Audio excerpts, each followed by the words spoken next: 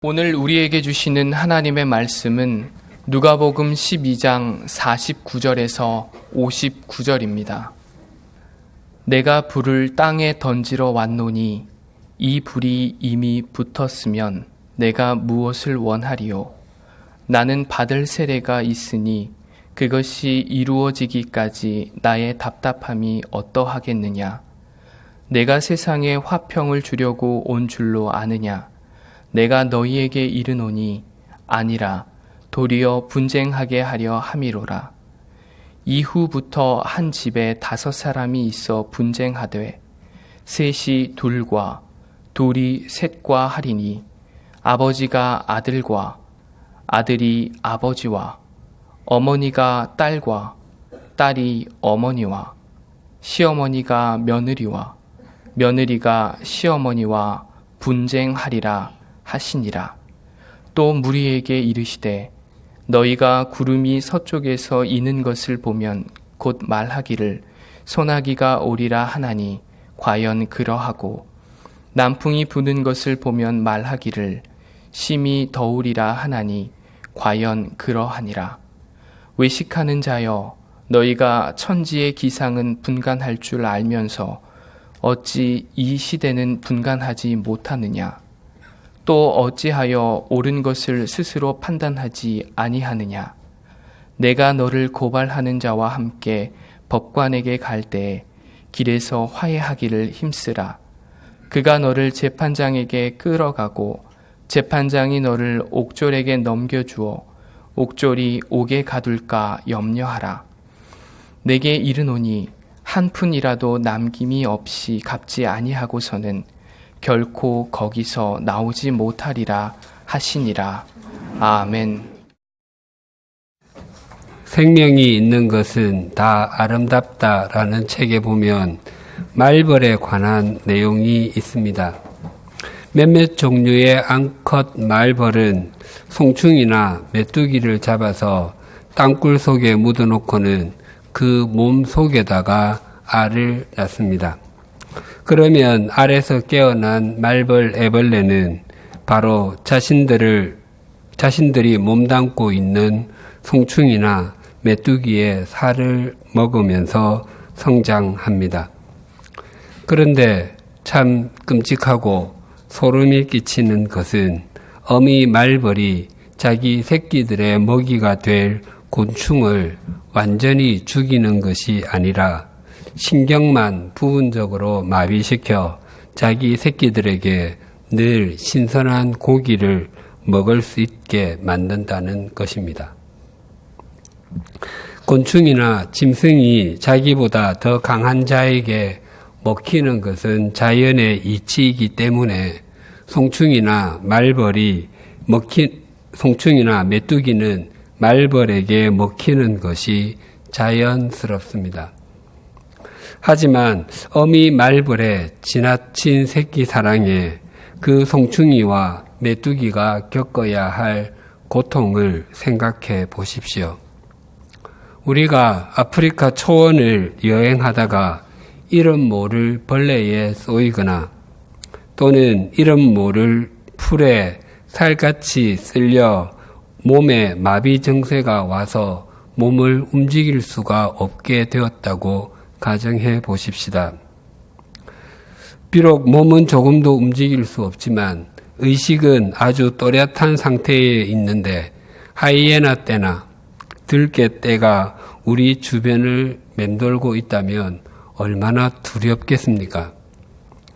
그리고 우리의 팔, 다리부터 하이에나나 들개들이 조금씩 먹어 들어온다면 생각도 하기 싫습니다.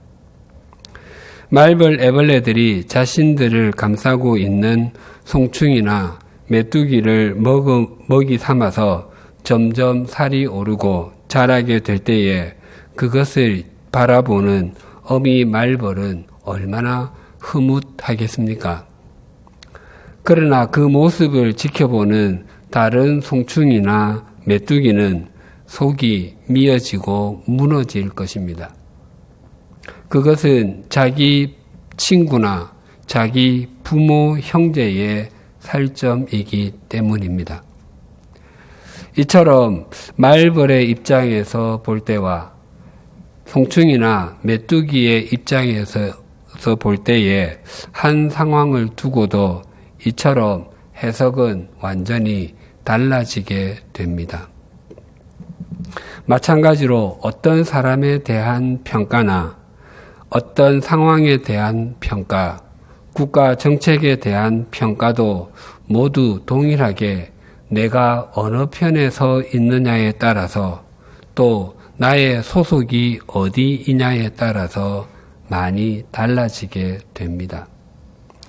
오늘 본문은 우리가 어떤 사람인지 또 우리가 어디에 소속된 사람인지를 분명하게 밝혀줍니다. 49절과 50절이 이렇게 증가합니다. 내가 불을 땅에 던지러 왔노니 이 불이 이미 붙었으면 내가 무엇을 원하리요? 나는 받을 세례가 있으니 그것이 이루어지기까지 나의 답답함이 어떠하겠느냐? 이 두 절은 해석하기가 참 쉽지가 않습니다. 불이 의미하는 것이 무엇인지에 대한 다양한 견해가 있습니다. 성령님으로 해석하기도 하고 영적인 활동으로 해석하기도 합니다. 또 심판으로 해석하기도 하는데 이것이 가장 타당하게 여겨집니다. 예수님께서 이 땅에 오심은 어둠 속에 있던 사람들을 빛으로 인도하기 위함이고 진리가 아닌 것을 목적 삼는 인생을 진리로 목적 삼는 인생으로 인도하기 위함입니다. 만약 마지막 순간까지 어두움에서 나오려고 하지 아니하고 진리가 아닌 것에 인생을 탕진한다면 그 사람은 심판을 받을 것입니다. 그리고 받을 세례는 십자가의 죽음을 의미합니다. 한자말인 세례를 풀면 씻는 예식입니다. 세례가 죄를 씻는 예식이면은 틀림없지만 씻다는 말에 대해 우리가 생각하는 것과 성경이 말씀하시는 것과는 차이가 있습니다. 씻다라고 할 때에는 그 전제가 있습니다. 그것은 본체에는 아무 문제가 없어야 한다는 것입니다. 옷을 입어서 때가 끼거나 얼룩이 묻었을 때는 빨면 됩니다. 또 기름 공장 같은 곳에서 일을 해서 옷에 기름때가 묻어도 세척력이 높은 세제를 넣고 빨면 깨끗해집니다. 그런데 만약 그 옷 자체가 썩었을 때는 어떻게 해야 됩니까? 여러 종류의 세제를 넣고 빨면 되겠습니까? 아니면 세탁기가 아니라 손으로 직접 빨든지 아니 빨래방망이로 두드려서 빨면 되겠습니까? 그것도 아니면 드라이 클리닝을 하면 되겠습니까? 아닙니다. 옷 자체가 썩었을 때는 세탁을 해야 하는 것이 아니라 옷 자체를 새 것으로 바꾸어야 합니다. 철의 경우에도 마찬가지입니다.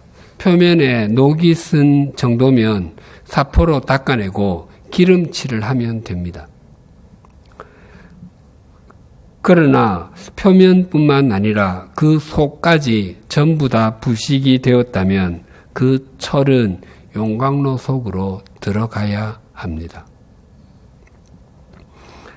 자연인인 우리 사람은 일부분이 아니라 전부 썩은 옷과 같고 완전히 부식된 철과 같습니다.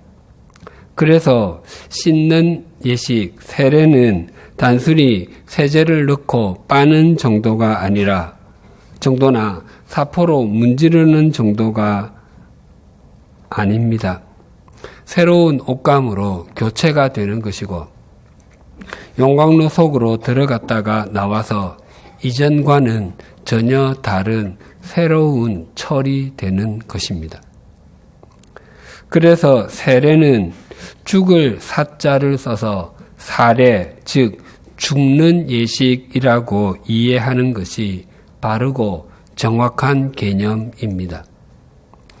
즉 예수 그리스도와 더불어 옛 사람이 죽고 예수 그리스도의 부활과 더불어 살리심을 받아 새 생명을 살게 되는 것입니다. 불은 심판을 받을 세례는 십자가를 상징하는 예수님의 이 말씀은 이 땅의 모든 사람들은 자신들의 죄로 말미암아 멸망을 당해야 하는 존재들인데 예수님께서 십자가를 지시고 죽으시는 방법으로 사람들이 당할 심판을 대신 당하셨다는 의미입니다. 그럼에도 불구하고 사람들은 예수님의 실상을 알지 못했습니다. 사람들은 자신들이 가지고 있는 허상을 예수님께 투사해서 예수님을 거기에 맞추려고 했습니다. 즉 사람들은 자신이 그리고 있는 허상의 예수 그리스도를 실상이라고 생각하고 예수님께 그렇게 되시라고 요구하는 것입니다. 그것에 대해서 답답하다고 말씀하시는 것입니다. 마태복음 21장은 예수님께서 마지막으로 예루살렘으로 올라가시는 모습을 그리고 있습니다. 그때 예수님께서는 아주 건장하게 자란 백마가 아니라 어린 나귀를 타고 올라가셨습니다. 잘 길러진 말이 500cc가 넘는 오토바이라고 한다면 어린 나귀는 서울시에서 운영하는 자전거인 따릉이와도 같습니다. 또 나귀 위에 얹은 안장은 봉황이나 학이 새겨진 가죽 제품이 아니라 제자들이 입어서 냄새나는 옷이었습니다. 그리고 나귀가 밟고 지나가는 것도 레드카펫이 아니라 군중들이 펴놓은 누더기와 같은 옷들이었습니다. 완전히 코미디와 같은 장면입니다. 그럼에도 사람들은 호산나를 목이 터져라고 외쳤습니다. 그 소리가 얼마나 컸던지 지축이 흔들릴 정도이었습니다. 그러나 예수님 사람들이 그렇게 소리를 질렀던 것은 예수님께서 사람들을 구원하기 위해서 오시고 사람들로 하여금 하나님의 나라를 살아가게 하기 위해 오신 그 실상을 바르게 알고 이해했기 때문이 결코 아니었습니다. 사람들은 예수님께서 행하신 기적을 보거나 듣고서 그런 정도의 능력을 가지신 분이시라면 우리의 먹고 사는 것은 별로 걱정하지 않아도 되겠구나라고 자신들의 욕망을 예수님께 투사했기 때문이었습니다. 이스라엘 백성들이 외친 호산나는 그 의미가 구원하여 주소서 또는 이제 구원하소서입니다.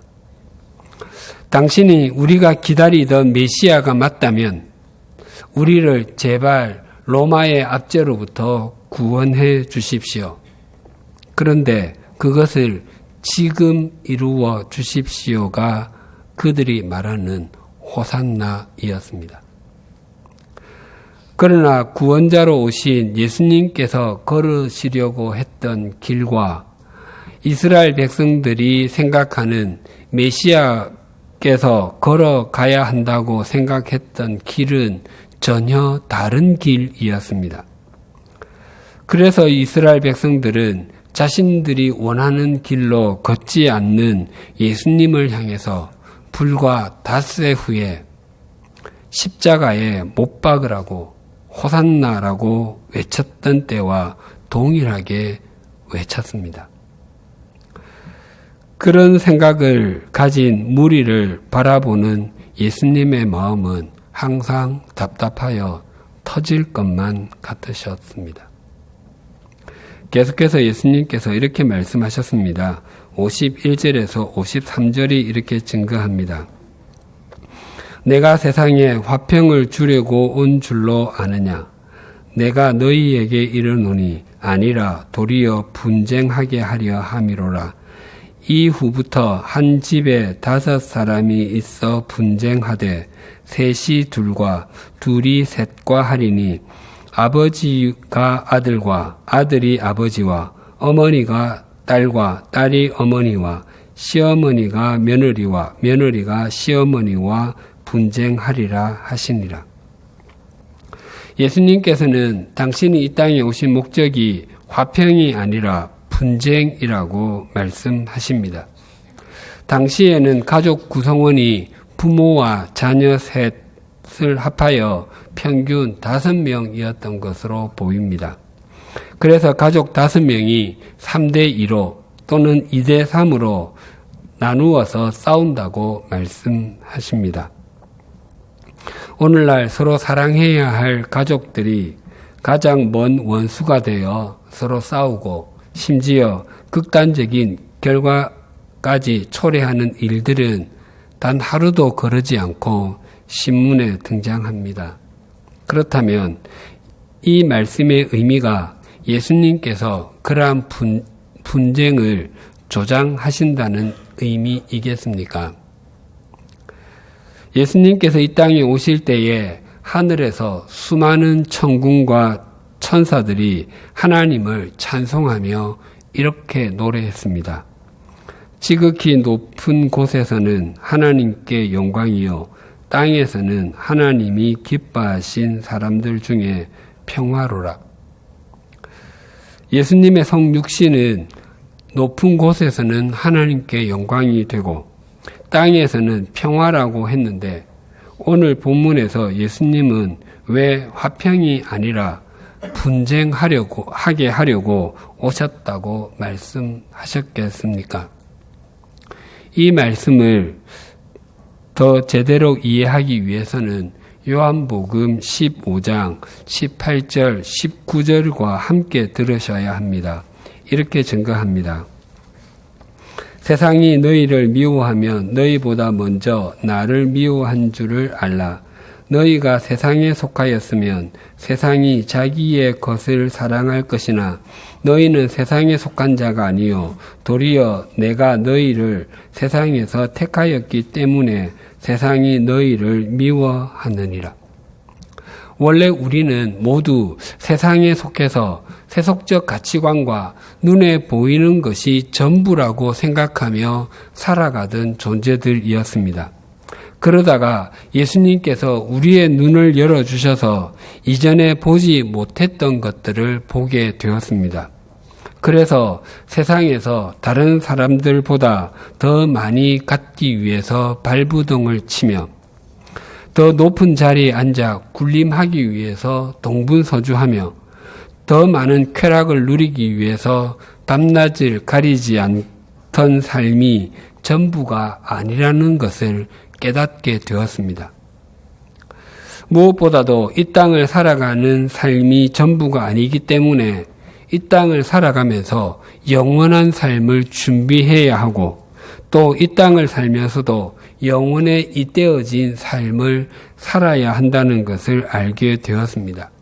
즉 우리들의 소속이 세상과 마귀에서 영혼과 하나님에게로 바뀐 것입니다. 그러고 나니까 사탄이 우리를 그냥 두지 않습니다. 과거에 우리와 한패였던 사람들을 선동해서 우리를 공격해 옵니다. 본문에 나오는 아버지와 아들, 어머니와 딸, 시어머니와 며느리는 가장 가까웠던 사이들을 의미합니다. 그렇게 가깝게 지냈었는데 누군가가 영혼에 속하게 되고 하나님의 편이 되자 그렇지 않은 사람과 서로 반대가 된다는 말씀입니다. 오늘 본문에서 우리는 3가지의 교훈을 얻을 수 있습니다. 첫째는 내가 그리스도인이라고 인식하고 있음에도 불구하고 세상 사람들의 삶과 다른 점이 없다면 나는 바른 그리스도인의 삶을 사는 사람이 아니라는 것입니다. 내가 바른 신앙인의 삶을 살아가겠노라고 결심했음에도 일터에서, 학교 생활에서, 사람들과의 관계에서 세속적 가치관을 따르는 사람들과 단 한 번도 가치관의 갈등이 없었고 심지어 그들의 삶을 부러워한다면 그것은 참 가슴 아파해야 할 일입니다. 그것은 내가 진리의 길을 걷지 않기 때문입니다. 우리가 진리를 따라서 살려고 하면 세속적 가치관을 따라서 사는 사람들은 어떤 형태로든지 우리들에게 시비를 걸어오곤 합니다. 너만 유별나게 왜 그러냐라는 말을 들을 수도 있고 그냥 남들처럼 살아라는 말을 듣기도 합니다. 심지어 물이 너무 맑으면 물고기가 살지 못한다라는 말을 듣기도 합니다. 하지만 우리가 그런 갈등을 진리와 신앙 안에서 수용하고 극복함으로 우리의 신앙이 성숙해질 수 있고 세상에서 좋은 열매를 맺어가는 생명의 경작자가 될 수 있습니다. 제가 전임 사역자의 길을 걸은 것이 25년 가까이 됩니다. 사역 초기에는 모든 것이 힘들었습니다. 교회 일을 하는 것도 쉽지 않았고 설교를 하는 것은 더더욱 그러하였습니다. 그래서 사역 초기 토요일에는 바닥에 등을 붙이고 잔 날이 많지 않습니다. 또 뜬 눈으로 밤을 새우며 설교를 준비했던 날도 손가락, 발가락으로도 다 꼽을 수가 없습니다. 그래서 나이가 빨리 들었으면 좋겠다고 생각했습니다. 30대 초반에는 40살이 되는 것이 소원이었습니다. 한 10년쯤 지나면 여러 가지가 익숙해지지 않을까 생각했기 때문이었습니다. 그러나 10년이 지나도 조금도 익숙해지지가 않았습니다. 또 나이가 들면 내 삶에 갈등이 적어지고 세상을 좀 더 편안한 마음으로 바라봐질 줄 알았습니다. 그러나 그렇지가 않았습니다. 그러나 이제는 약간 압니다. 신앙은 이 땅에서 마지막 숨을 내어 쉬는 순간까지 자기를 부인해야 하는 것이고 매 순간마다 하나님의 말씀과 주어진 삶의 자리에서 순종해야 하는 것이며 또한 주님 안에서 함께 지어져 가야 함을 말입니다. 또한 사람이라는 존재는 참으로 연약하여 결코 자기 스스로 자신의 인생을 풍성하고 의미 있게 만들어 갈 수 없는 존재라는 것도 압니다. 뿐만 아니라 사람이 얼마나 이기적인지와 얼마나 허물투성이인지도 압니다. 물론 그렇기 때문에 우리 각자는 우리들을 신뢰하지 아니하고 하나님을 신뢰해야 함도 압니다. 우리 모두가 매일매일 조금씩이라도 지어져 가고 달라지는 삶을 살아가십시다. 그래서 어제와 오늘이 비록 달라지지 않은 것처럼 보일지라도 1년 후, 2년 후의 삶과 믿음은 눈에 띄게 달라지십시다. 더 나아가 5년 후, 10년 후에 과거가 된 지금의 삶과 믿음을 돌아보고 비교될 수 없을 정도로 성숙한 자기 자신을 발견하십시다. 둘째로 내가 바른 신앙생활을 해가고 진리에 순종함에도 불구하고 세상 사람들로부터 미움과 박해를 당한다면 그것은 감사해야 하는 일이라는 것입니다. 그것이야말로 내가 하나님의 사람, 신앙의 사람이 된 것의 반증이기 때문입니다. 예수님께서 마태복음 5장 11절 12절에서 제자들에게 이렇게 말씀하셨습니다.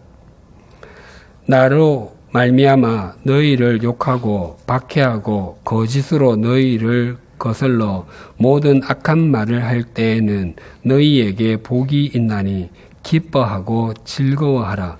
하늘에서 너희의 상이 큼이라.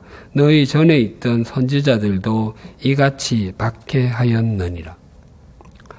오늘날 청소년들이 가장 두려워하는 것 중 하나가, 그리고 반드시 사라져야 할 것 중 하나가 집단 따돌림, 왕따입니다. 공개적으로 따돌림을 하는 것을 왕따라고 한다면 그것보다 더 무서운 것이 은근히 따돌리는 것, 은따라고 합니다. 이런 따돌림을 당하는 아이들은 필기구를 빌려주고서도 그것을 다시 돌려받을 수 있을까와 안 돌려주면 어떡하지 등등의 생각으로 학업에 집중을 하지 못합니다. 또 급식 시간이 두렵습니다. 함께 밥을 먹을 친구가 없기 때문입니다. 그래서 4교시에는 누구랑 점심을 먹을까, 그냥 굶을까 등등의 생각으로 수업에 집중을 할 수가 없습니다. 그 외에도 길을 가다가 같은 학교 친구를 만났는데 아는 척을 할까 말까로 망설이며 가슴이 두근두근 합니다. 상대가 아는 척을 해주면 좋을 텐데 라는 생각을 합니다. 후에 학교에서 다시 만나게 될까봐 아예 처음부터 피해서 갑니다. 그래서 초등학교에서 중학교로, 중학교에서 고등학교로 진급할 때에는 아는 아이들이 없는 학교로 가고 싶어 합니다. 사실 성인들도 다르지 않습니다. 직장에서의 따돌림과 괴롭힘의 문제는 어제 오늘의 일이 아닙니다. 열심히 준비해서 입사를 하고서도 일이 힘들어서가 아니라 사람들과의 관계의 문제로 직장을 떠나는 사람들도 적지 않습니다. 그러나 진리의 편에 서서 진리를 행하는 사람은 언제나 세상 사람들로부터 따돌림을 당했습니다. 믿음의 족장들인 아브라함, 이삭, 야곱, 요셉이 그러했고, 모세가 그러했고, 다윗이 그러했고, 여러 선지자들이 그러했습니다. 그리고 베드로를 위시한 여러 사도들이 그러했고, 사도 바울도 그러했습니다. 그리스도인들이 진리를 사는 것으로 인해 따돌림을 당하는 것을 두려워해서 더 이상 진리를 살지 않음으로 말미암아 세상은 점점 더 오염되어 가고 세상에는 악취가 점점 더 진동해집니다. 우리가 진리를 행함으로 받는 고난과 손해를 두려워하지 말고 기쁨으로 감수하십시다. 그런 사람들이 예수님께서 말씀하시는 바로 세상의 소금이요 빛인 사람들이고, 그런 사람들을 통해서 세상은 새로워집니다.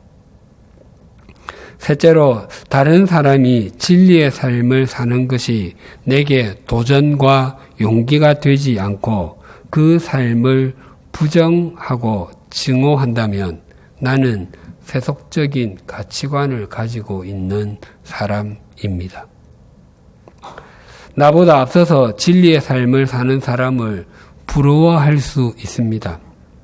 또 100% 완전한 사람은 없기 때문에 어떤 부분에서는 그런 사람들을 비판할 수도 있습니다. 하지만 내가 세속적인 가치관을 따라서 사는 사람이 아닌 한 진리의 길을 걷는 사람들을 부정하거나 증오할 수는 없습니다. 내로남불, 내가 하면 로맨스, 남이 하면 불륜이라는 말이 있습니다.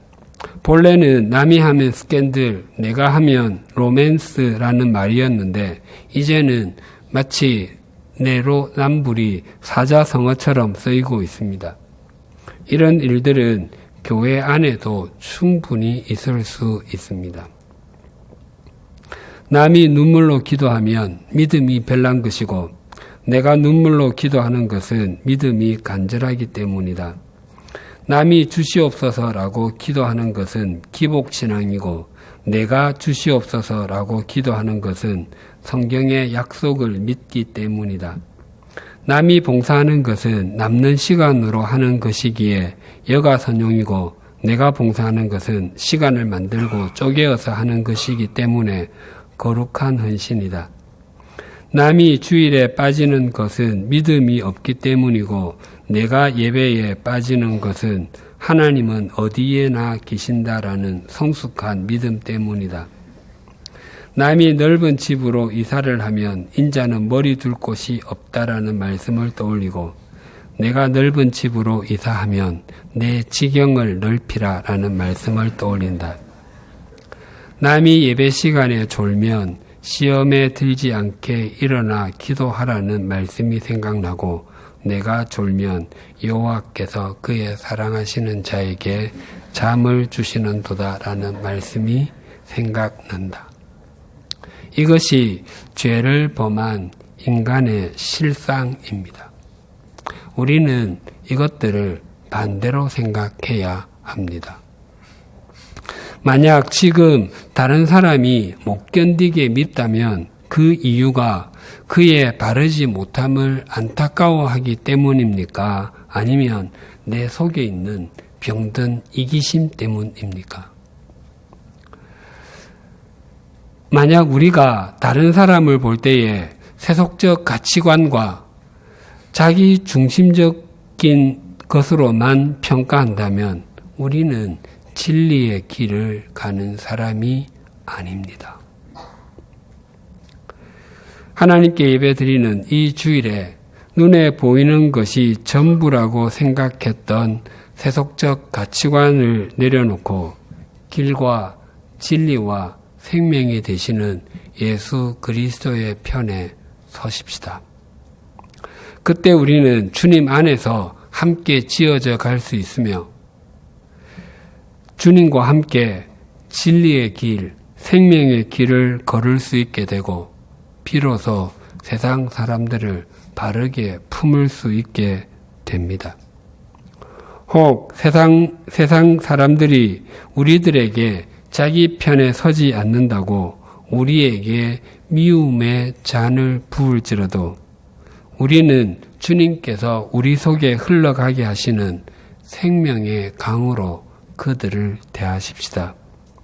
그리고 그때에 우리는 주님의 화평과 화평의 주님으로 인해 우리는 이 시대를 새롭게 하는 평화의 경적자들이 될 것입니다.